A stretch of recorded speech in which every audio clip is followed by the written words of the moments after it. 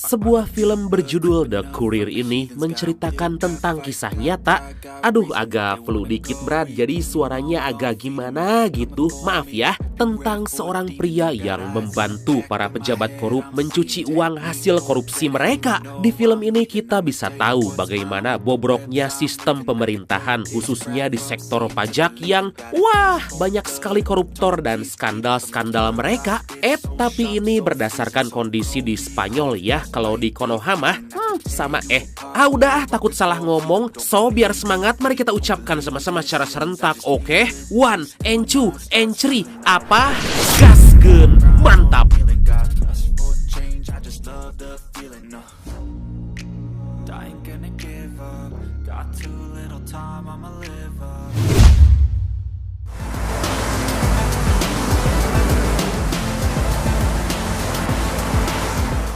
Money laundry atau pencucian uang merupakan suatu upaya perbuatan untuk menyembunyikan atau menyamarkan asal-usul uang hasil korupsi. Ya, bisa juga hasil tindak pidana lainnya melalui berbagai transaksi keuangan agar uang atau harta kekayaan itu tampak seolah-olah berasal dari kegiatan yang sah atau legal. Seperti halnya saat ini, cerita akan berfokus pada seorang pria bernama Ivan Marquez yang akan menceritakan kisah hidupnya. La vida puede ser maravillosa. Ivan sendiri lahir di Vallecas, sebuah kota kecil di Spanyol yang menghilang pada tahun 1950. Saat kota tersebut dianeksasi ke dalam munisipalitas Madrid, sehari-hari Ivan bekerja sebagai seorang karyawan di lapangan golf yang sering mendapat pujian dari para tamu di kota Madrid.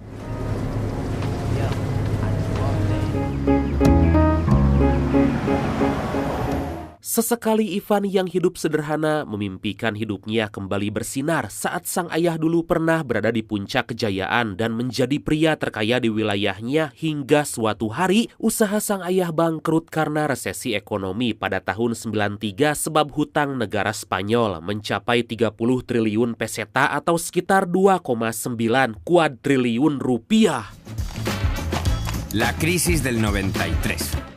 Sejak saat itu, angka pengangguran semakin banyak dan pemerintah semakin kaya. Tapi rakyat biasa seperti ayah Ivan, usahanya semakin hancur. Meskipun kita gak tahu alasannya, tapi intinya akibat resesi ekonomi itu, keluarga Ivan bangkrut.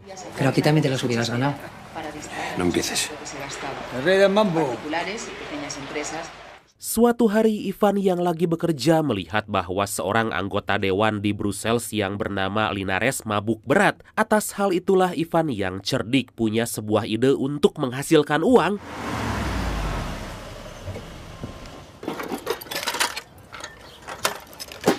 Saat Pak Linares akan pergi, Ivan menyarankan dirinya pada pria gendut itu untuk menjadi sopir mengantarkan Linares ke tujuannya. Linares yang mendengar hal itu pun sontak akan memberi Ivan imbalan senilai 500 euro atau sekitar 8,5 juta rupiah. Tapi asal Ivan bisa dengan cepat membawanya ke Brussels.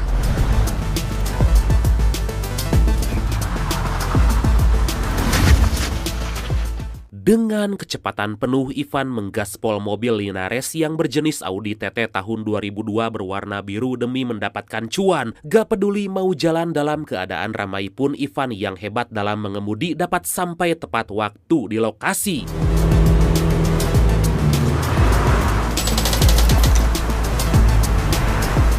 Di sana terlihat Linares disambut oleh seorang ibu-ibu kolot kalapa berambut pirang bernama Ane yang sepertinya kecewa pada Linares. Gak lama dari itu setelah pertemuannya, Linares gak menepati janji yang dia buat karena Linares ternyata hanya memberi Ivan uang senilai 300 euro atau sekitar 5 juta rupiah.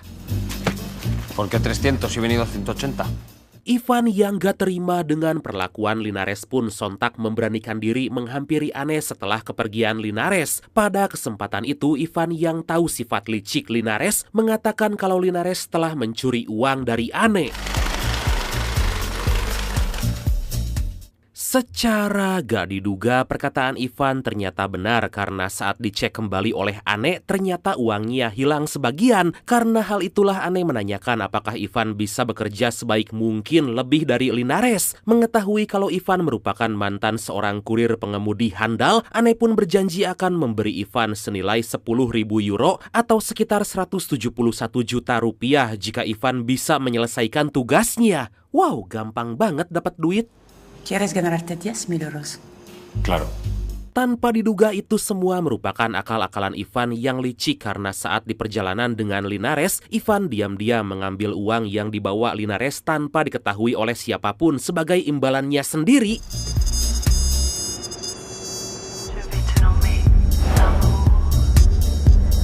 Untuk mendapatkan 10.000 euro, Ivan ditugaskan berangkat menemui seorang pria bernama Eskames sekaligus bos Ane mengantarkan kuda pesanannya. Dan tampaknya kuda itu merupakan hadiah dari Eskames untuk putrinya Leticia yang berulang tahun.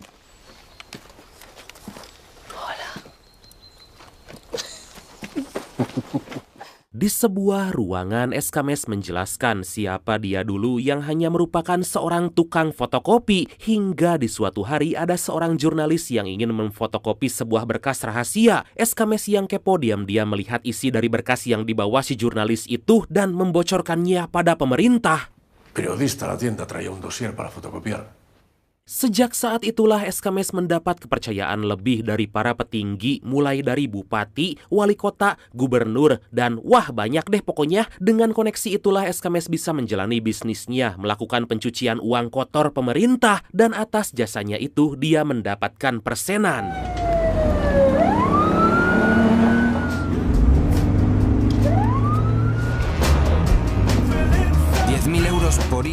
Singkat cerita, di perjalanan pulang dari Brussels menuju Madrid, Ivan yang membawa skoper uang Eskames tiba-tiba dihentikan oleh dua polisi. Di hadapan Ivan, kedua polisi itu memberikan beberapa pertanyaan. Melihat Ivan yang bisa terus menjawab pertanyaannya, para polisi itu meminta Ivan untuk membuka bagasi mobil.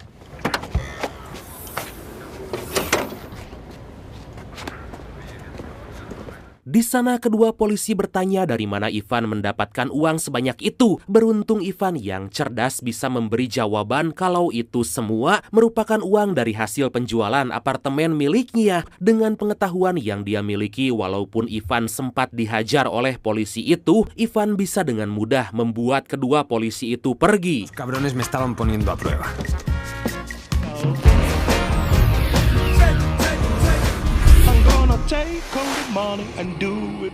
Beberapa waktu kemudian, setibanya di kediaman Ane, Ivan baru tahu kalau kedua polisi yang semalam menghentikan Ivan merupakan orang suruhan Ane. Dari sinilah Ane yang tahu Ivan merupakan orang yang pintar, akhirnya percaya sepenuhnya dengan Ivan dan memberi imbalan atas apa yang Ivan kerjakan. Ivan yang baru pertama kali menerima uang sebanyak itu pun tentu mengajak Ane untuk merayakan hari keberhasilannya. Di sebuah bar mereka berdua pun ngobrol ngalir ngidul menceritakan kisah hidup mereka masing-masing.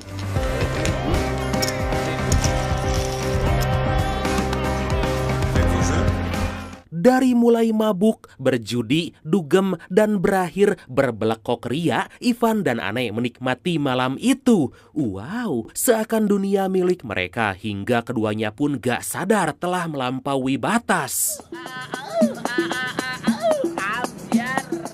Keesokan harinya setelah semalaman berduaan, Ivan dikenalkan oleh Ane dengan suaminya yang bernama Francois. Waduh, Bu Ane, ada suaminya. Dia adalah anak penyelundup berlian, pialang saham, sekaligus perantara perdagangan mata uang, dan juga seorang bajingan. Intermediario en el tráfico de divisas y un puto gilipollas. Sejak mengenal kelompok Ane, Ivan dijadikan orang kepercayaan menjadi kurir hingga ke wilayah Belgia untuk mengantarkan uang kotor. Nah, jadi gini Brad, mereka pura-pura jual beli berlian untuk cuci uang, lalu mengirimkannya ke rekening para klien di Swiss. Uang kotor itu menjadi bersih, dan dari manakah uang itu berasal? Gak lain gak bukan, yaitu dari Eskames yang dikenal sebagai Tuan 3%, karena Eskames merupakan penghubung rencana di Belgia dan klien di Spanyol. El dinero negro ya era dinero blanco. Colaba una compraventa de diamantes para blanquear el dinero. Escames yang punya kenalan luas bergaul dengan para pengusaha, bankir, politisi, dan juga pengembang. Mereka semua punya satu kesamaan, yaitu mereka sama-sama haus akan kekuasaan dan uang. Ada yang mengubah status lahan negara dan menyetujui rencana pembangunan kota, ada yang memberikan pinjaman bunga rendah, ada yang bangun perumahan dan mal di tanah yang baru direklamasi, dan mereka membagi hasil penggelembungan dana dan komisi secara diam-diam untuk menghindari jejak. Pero ¿quién pagaba la fiesta? Rastro. Escames mengumpulkan semua uang kotor itu dan mengambil komisi 3% untuk mengirimnya ke Belgia seperti pajak dari rakyat, dan pajak itulah asal uang kotor mereka. Con empresarios, banqueros, políticos, constructores. Pada suatu hari, Ivan yang berkunjung ke rumah Escames tampaknya terpesona dengan kecantikan Leticia. Melihat hal itu, Escames menyuruh Ivan untuk fokus bekerja dan jangan mengganggu anaknya. Por cierto, un consejo. Vete al dentista. Jenewa pada tahun 2003, Ivan menemui Anne di sebuah lobi hotel ternama untuk membicarakan pekerjaan mereka. Di situ Ivan dan Anne yang lagi berbincang-bincang dibuat risih oleh seorang pejabat yang bermesraan dengan pacarnya. No pegan nada esos dos, ¿no? Singkat cerita, setelah melakukan pembicaraan singkat, Anne membawa Ivan mengunjungi mitranya yang bernama Stoffel. Dalam menjalani pekerjaannya, Stoffel dibantu oleh seorang ahli IT yang hebat untuk merancang sistem yang sempurna di kantornya. Sistem itu gak lain dibuat untuk mencuci uang dan membuat pembukuan ganda. De esa manera, podía hacer todo tipo de transacciones. Dengan cara itu, mereka bisa melakukan berbagai transaksi tanpa ketahuan bos atau penyidik hukum, dan tentu aja dengan imbalan komisi 3% untuk mereka. Dari sini kita bisa tahu bahwa Anne dan Ivan berniat menjalankan bisnis mereka tanpa bantuan Escames.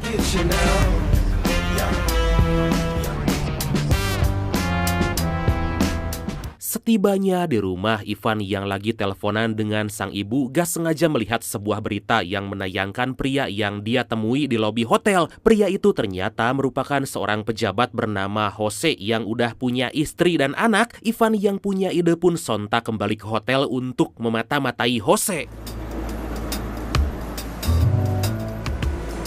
Solo necesitaba tener un poco de paciencia. Tanpa diduga, saat Ivan lagi melakukan aksi, Ivan dicurigai oleh seorang security hotel bernama Yannick yang melihat gerak-gerik Ivan, hingga saat Ivan berhasil menyogok seorang pelayan di sana dan akan membuka kamar hotel Jose, tiba-tiba di sana dengan uang yang dia punya, Ivan menyogok Yannick agar mau bekerja sama dengannya memasang kamera di kamar Jose. Yannick yang tergiur dengan tawaran itu pun mau memasang kamera di dalam kamar Jose.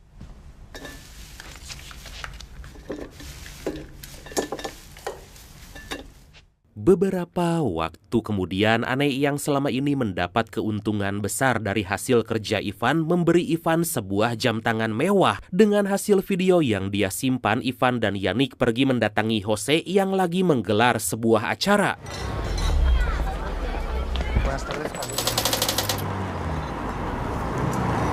Di sebuah ruangan, Ivan dan Yannick memperlihatkan tayangan video yang menayangkan Jose yang lagi, gitu deh. Di sana Jose tampak kaget karena bisa-bisanya mereka merekam kejadian itu. Agar video itu gak tersebar luas dan dilihat oleh anak dan istri Jose, Ivan meminta Jose untuk bekerja sama. El gordito de ahí es consejero de urbanismo. Jose menunjukkan beberapa orang paling berpengaruh di wilayahnya seperti anggota Dewan Tata Kota, Dewan Kesehatan, dan pengembang perumahan. Ivan yang ingin mendapat kepercayaan mereka pun meminta Jose untuk mengenalkannya pada mereka semua. Señores, os voy a presentar a mi sobrino Iván. Jose pun sontak langsung memperkenalkan Ivan sebagai keponakannya yang jago dalam berhitung. Tanpa mereka sadari, kelakuan Jose dan Ivan langsung diawasi oleh pihak berwenang yang telah lama mencurigai Jose sebagai pelaku pencucian uang.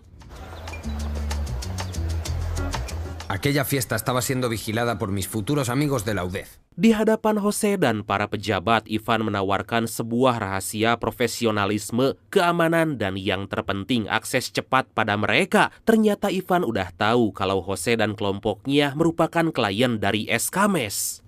Con mi gente, mi equipo, mi familia.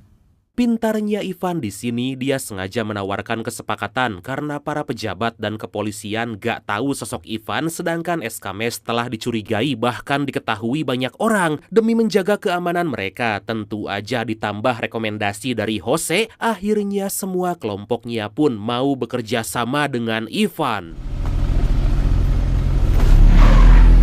Tapi ternyata perbuatan itu sontak dilarang oleh Ane karena Ivan yang mengambil klien Escames bisa membuat Escames marah besar. Tapi di sini Ivan berkata kalau dia gak mengambil klien Escames dan malah menenangkan Ane agar jangan khawatir dengan apa yang dia lakukan karena uang mereka udah cukup. Setelah sekian lama gak pulang, akhirnya Ivan mudik mengunjungi kedua orang tuanya, memberi mereka hadiah. Di sana ayah Ivan yang curiga dengan anaknya karena punya banyak uang malah gak mau menerima hadiah itu. Algún día te arrepentirás. Basta ya, basta.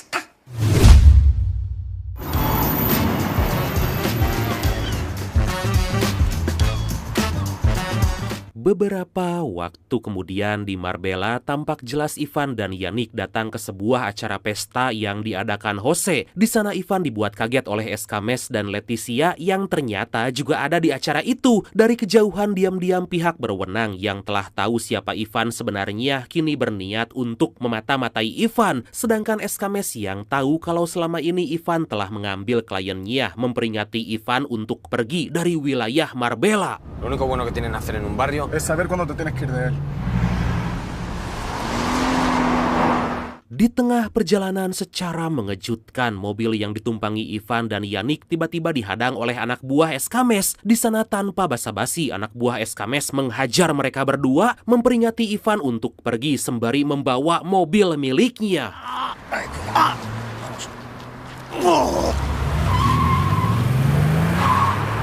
24 jam kemudian, Ivan dan Yannick yang gak mau pergi memutuskan untuk datang ke kediaman Escames. Di hadapan Escames demi bisnis yang mereka jalani selama ini lancar, Ivan mengajak Escames agar bekerja sama.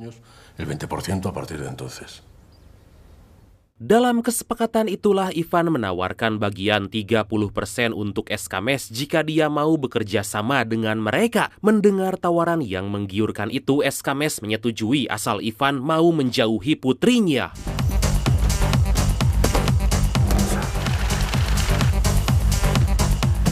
Hari demi hari, Ivan dan Ane mulai kembali beraksi, melakukan transaksi mengubah uang kotor menjadi bersih. Mereka gak sangka dapat mengumpulkan pundi-pundi uang dengan nilai yang sangat fantastis.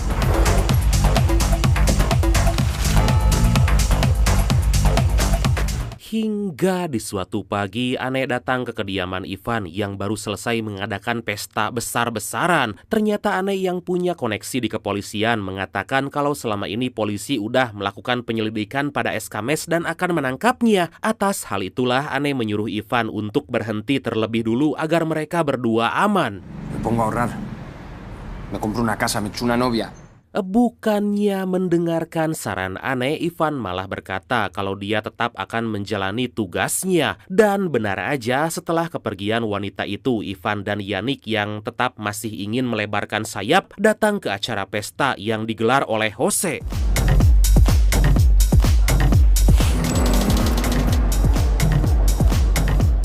Di acara pesta itu Ivan lagi dan lagi bertemu dengan Leticia yang juga diundang ke acara itu oleh Jose. Dengan paras ganteng yang dia miliki, tentu aja Ivan dapat dengan mudah memikat perhatian Leticia dan mendapatkan nomor teleponnya. De dinero público a cambio de poner a la Costa del Sol en el mapa. Sepulangnya dari pesta, Ivan yang sejak tadi memperhatikan mobil abu-abu yang terus mengikutinya menghampiri kedua orang di dalamnya. Di sanalah Ivan yang emosi meminta mereka berdua membawanya ke hadapan atasan mereka.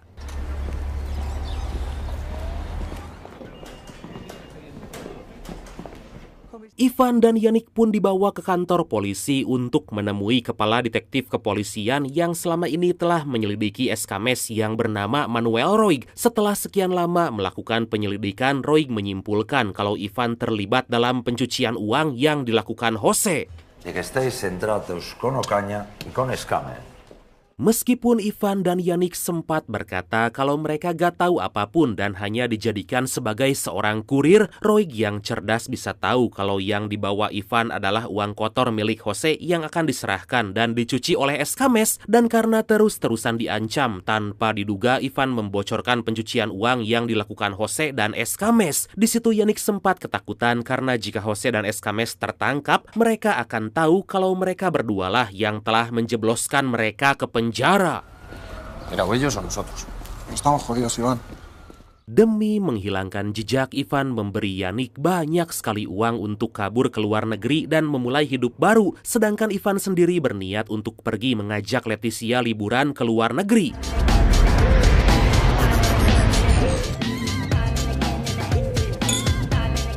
Di Brussels, Ivan membawa Leticia ke kasino untuk bermain roulette dan tanpa diduga mereka gak sengaja bertemu dengan Anne dan Francois yang juga ada di sana. Beberapa hari setelah itu, Inspektur Roig mulai melakukan operasi menangkap para sindikat pencucian uang di Spanyol. Dari mulai Jose, Escames, dan sebagian kliennya, puluhan orang ditahan dan ratusan juta euro aset disita dalam operasi yang dinamakan Malaya itu. En los 12 años que han gobernado, las grúas han llenado. Melihat berita itu, Leticia sontak kaget dan berniat kembali ke Madrid untuk melihat kondisi sang ayah. Tanpa memperdulikan mereka semua, Ivan menyampaikan pada Anne kalau selama Jose dan Escames di penjara, dia akan memanen uang dari klien mereka. Mendengar pernyataan Ivan, tentu aja Anne melarangnya untuk kembali melakukan bisnis karena bisa beresiko besar. Tapi lagi dan lagi, Ivan yang gila harta malah berniat mengambil klien-klien Jose. Pero todavía me quedaba algo de pasta y ya podía volver a Madrid. Hingga di suatu hari, Ivan dibuat syok atas telepon dari ibunya yang berkata kalau ayah Ivan baru aja meninggal. Setibanya di rumah Ivan yang sangat bersedih menemui ibunya untuk minta maaf, Ivan sadar Ivan gak bisa membahagiakan sang ayah sebelum kematiannya.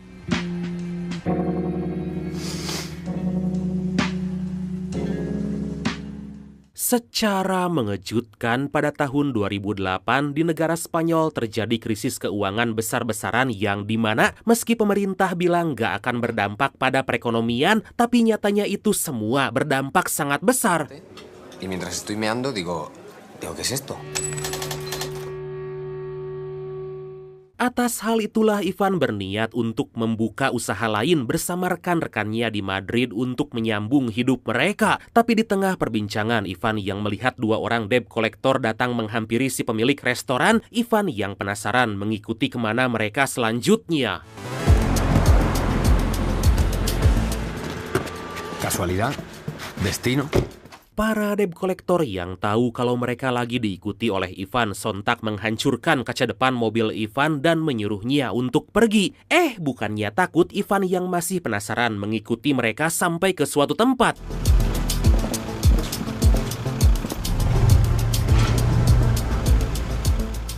Di sana Ivan yang melihat bos mereka mengambil beberapa barang yang diangkut oleh sebuah mobil menyimpulkan kalau sepertinya ini bisa jadi peluang bisnis. Untuk mengetahui siapa pria itu, Ivan pun menghampiri Jose di penjara. Entonces le tiene que enviar el resto de la pasta en metálico. Traté con él cuando que se ha comprado unos terrenos en Marbella.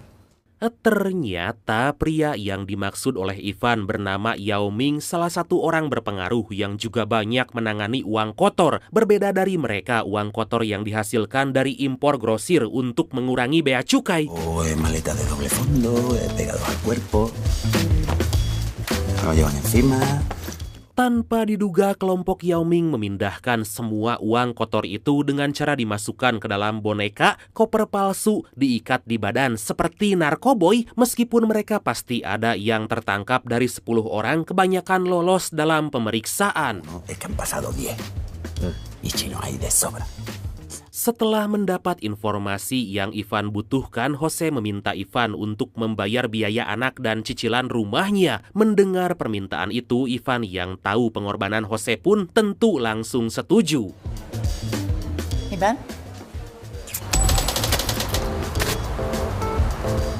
Kembali ke Jenewa, Ivan sengaja mengundang Anne untuk membicarakan bisnis yang akan mereka lakukan. Setelah beberapa bulan gak melakukan bisnis haram, Ivan mempunyai rencana agar mereka bisa bekerja sama dengan kelompok Yao Ming. Tengo la solución. Dikarenakan kini mereka sulit memasukkan uang ke Swiss dan juga krisis lagi melanda wilayah Spanyol, Ivan membawa Anne ke hadapan Yao Ming. Atas info dari Jose, Ivan yang tahu kalau Yao Ming memindahkan uang dan mengirimnya menggunakan kurir makanan, mengajak Yao Ming bekerja sama karena Anne butuh uang dari Swiss ke Spanyol. Es transferir ese dinero hasta China, a sus cuentas.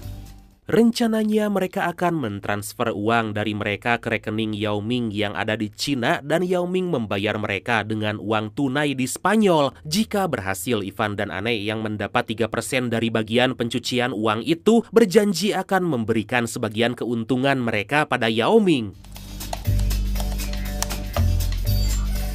Demi mendapat kepercayaan Yao Ming secara mengejutkan, Ivan menitipkan uang jaminan sebesar 3 juta euro atau sekitar 51 miliar rupiah sebagai jaminan kerjasama mereka. Melihat nominal yang besar, Yao Ming pun langsung setuju pada kerjasama itu.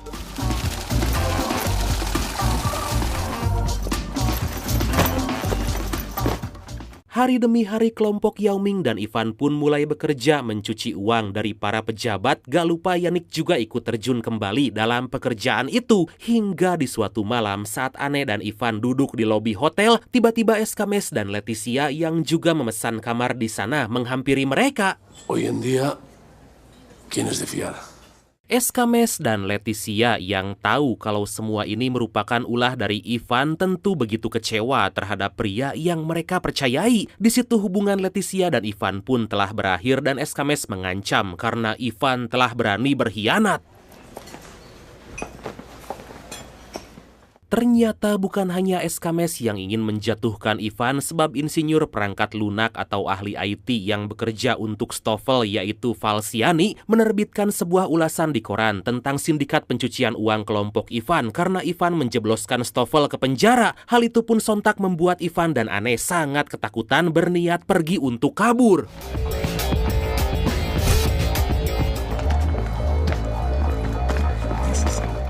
Dikarenakan semua uang mereka dan rekening rahasia para klien dibekukan, Ivan dan Anne yang gak mau berurusan dengan polisi dan kelompok Yao Ming pun berusaha untuk kabur. Dan benar aja, gak lama dari itu pihak kepolisian yang melihat mereka segera mengejar Anne dan Ivan.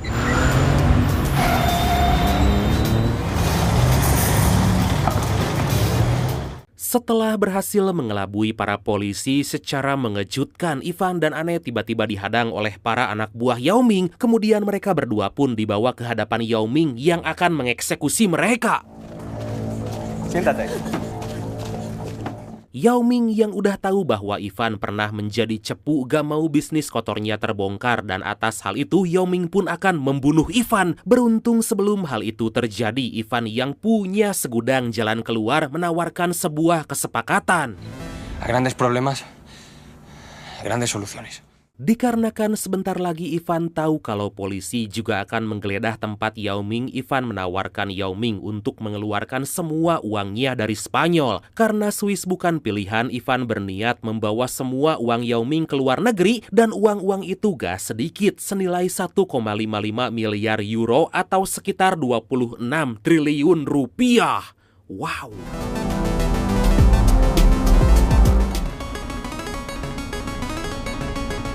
Ivan membulatkan tekadnya untuk melakukan semua itu dan berjanji pada Yao Ming kalau dia tertangkap dia gak usah khawatir karena Ivan akan menelan hukuman itu sendirian. Sebelum melakukan tugasnya, Ivan menyuruh Anne untuk pergi sejauh mungkin.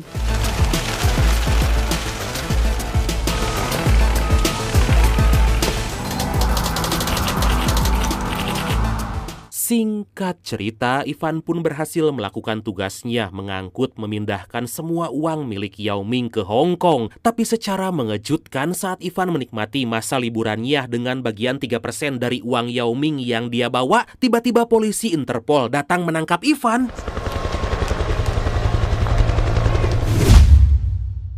Ivan pun dibawa ke hadapan Inspektur Roig yang menjelaskan kalau Ivan akan ditahan sekitar 15-20 tahun atas tindak pidana yang Ivan lakukan. Meskipun Ivan menawarkan kesepakatan jika dia akan memberi 1 juta euro pada Roig jika mau membebaskannya, Roig menolak hal itu karena Roig telah melakukan kesepakatan dengan orang lain. Pues sí. Saat Ivan akan dibawa ke ruangan lain secara mengejutkan, ternyata orang yang melaporkan Ivan dan melakukan kerjasama dengan Inspektur Roig adalah Ane. Dengan penuh kecewa, Ivan pun harus mendekam di penjara. La mayoría de los implicados son 80 detenciones y 120 registros. Es por el momento. Sejak saat itu, para kepolisian mengungkap jaringan pencucian uang termasuk yang dilakukan kelompok Yao Ming senilai 1,2 miliar euro dalam 4 tahun. Kali ini semua orang yang terlibat dalam sindikat pencucian itu selain Ane ditangkap dan dijebloskan ke penjara. Dan akhirnya film ini pun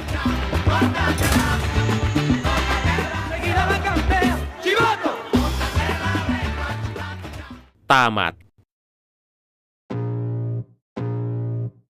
Nah, itulah Brad, sebuah film kisah nyata yang akan membuka mata kita. Tonton deh film fullnya langsung ya, seru loh. Ngeri ya saat rakyat menderita, para pejabat korup malah foya-foya memperkaya diri mereka dengan cara apapun. Yah, kita sebagai rakyat hanya bisa berharap semoga akan ada pejabat-pejabat dan wakil rakyat yang jujur dan bisa betul-betul mewakili rakyat, bukan hanya mewakili kayanya aja. Saya pun yakin gak semua pejabat atau wakil rakyat korup, tapi semoga akan ada imbalan yang setimpal untuk mereka yang jujur dan juga untuk mereka yang korup. Amin. Oke Bradku, makasih banyak udah nonton sampai akhir. Seperti biasa mohon maaf karena masih banyak kekurangan. Semoga kalian dan keluarga sehat selalu. Salam sukses, salam santuy, dan see you next time. Bye-bye.